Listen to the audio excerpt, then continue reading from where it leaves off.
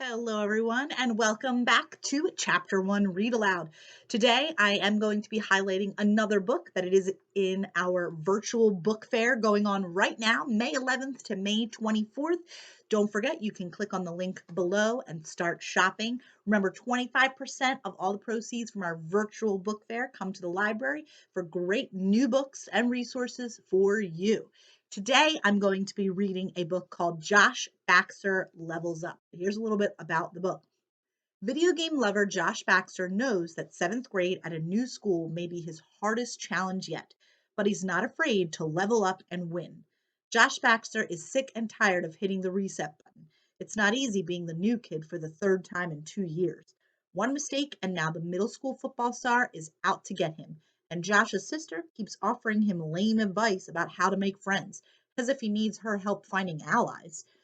Josh knows that his best bet is to keep his head down and stay under the radar. If no one notices him, nothing can touch him, right? But when Josh's mom sees his terrible grades and takes away his video games, it's clear his strategy has failed. Josh needs a new plan or he'll never make it to the next level, let alone the next grade. He's playing not to lose. It's time to play to win. So the cool thing actually about this book is that at the end of each chapter, it says like level complete. So, and then there's like different, as you're reading the book, you follow the different levels that obviously Josh Baxter goes through as well. All right. So here is chapter 1 of Josh Baxter Levels Up. Chapter 1, That New Game Smell. The school bus is a loading screen for my new life, the empty space in a video game between challenges.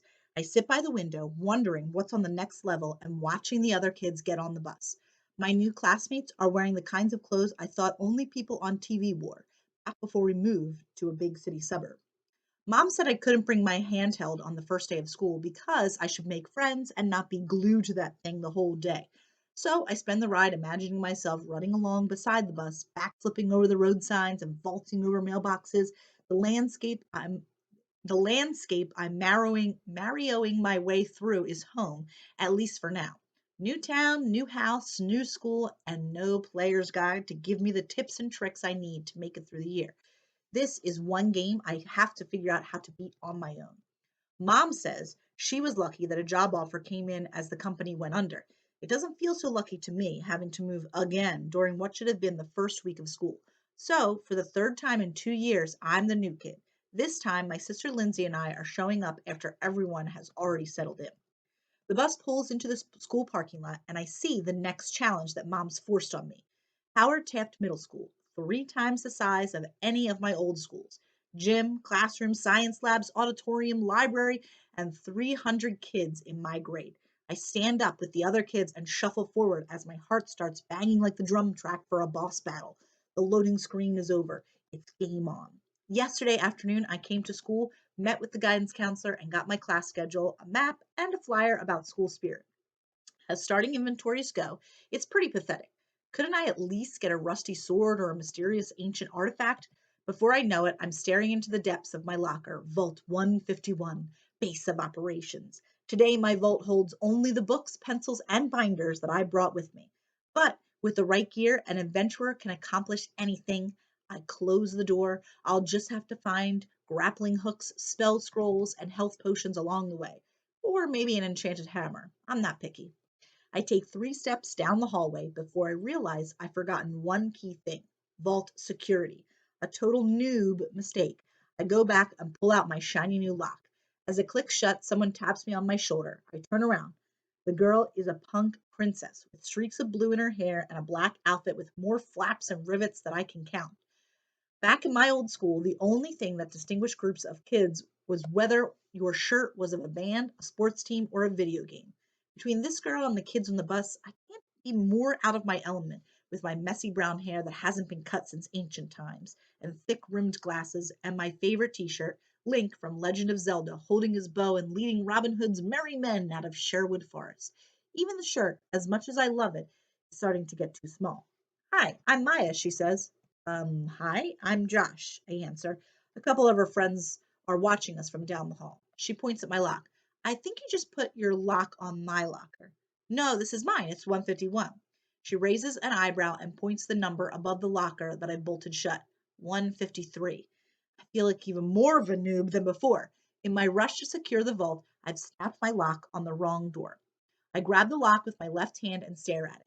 The other day, I committed the combination to memory and destroyed the paper, secret agent style. My brain shuts down, like a glitchy game that freezes just before a crucial moment. If only I had the ability to figure out the combination by listening as I spun the dial or casting an opening spell, but that takes years of wizard school, and all I've learned in the last couple of years are the key dates of the Revolutionary War and how to reduce fractions, and the bell rings. I glance at the punk princess. Seriously, you forgot the combination? Maya rolls her eyes. I don't know, should we? My voice trails off. Great. Now I'm going to be late, Maya sighs. Wait here. As she walks away, I notice that her backpack has a patch with a punk princess daisy on it. I want to say how cool it is, but what's the point? She already hates me. Kids head to their homerooms and hallways, empty out. Maya comes back with the guidance counselor, Mr. Alpert, in tow. Mom and I met with him yesterday for my quick orientation. He has platinum blonde hair and pale skin and is about 9 feet tall, or something. I'm not so good at estimating the height of things that high up. I can't help thinking he's some kind of frost giant trying to pass as a human. Don't worry, Josh, the janitor's coming to cut it off, Mr. Alpert says. I was looking for you anyway to make sure you got to your first class. For a huge guy, he has this tiny, tiny voice, like he's afraid if he speaks too loudly, he'll break something. And I can see why he had a hard time finding me. We must all look like ants to him. I keep looking down at my sneakers, hoping that this will all be over soon. How are you holding up? He asks. I know how socially challenging first days of school can be. Fine, I guess, except I gesture at the lock. Adjusting to a new environment can be emotionally trying, Mr. Alpert says. I want you to feel like you can share anything with me. Yeah, okay, I lie. I'll do that. Maya is looking the other way and pretending not to listen, but I'm certain she hears every word. The janitor saunters up, holding what looks like a pair of hedge clippers. He points them at my lock. This the one? Mr. Alpert nods. With a grunt, the janitor squeezes on the clippers and the lock comes off, the ring chopped in half. Maya puts away her backpack and a bunch of notebooks and supplies, locks her locker, and walks off without a word. Take out my gym gear and triple check that I'm actually at Vault 151 before I use the lock I brought for gym class to secure it. Don't worry about this, Josh. Being at a new school is mentally stressful for anyone, and it's easy to make mistakes, Mr. Alpert says, going on to tell me that soon I will have lots of friends and be totally adjusted. I nod and say, periodically. Homeroom is almost over, so Mr. Alpert walks me to gym class.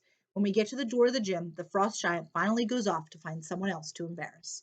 I'm so early for gym class that the locker room is totally empty. I store my normal clothes in one of the gym lockers, but have to leave it unlocked.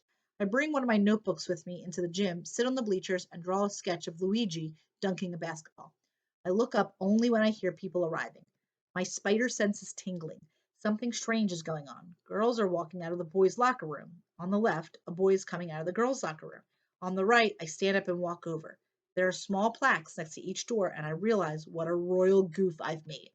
I assumed that the gym was laid out the same as the one in my old school, which means I left my school clothes in the girls' locker room with all the girls.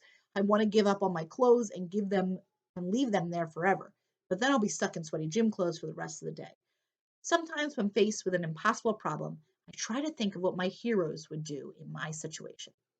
So it's pretty cool the way he kind of talks and everything, kind of like video game lingo. And then it goes on to actually, he's like the next chapter is him in his head talking about how different video game characters would would solve these problems that he faces all throughout the day. So that is Josh Baxter Levels Up. I hope you enjoyed chapter 1. Now, if you enjoyed it, you can go buy it from the virtual book fair until May 24th. And don't forget, below is the shopping link, but also as below is the link to the book. And if you have any questions or any book suggestions, please send them my way. That's it for Chapter 1 Read Aloud. See you next time.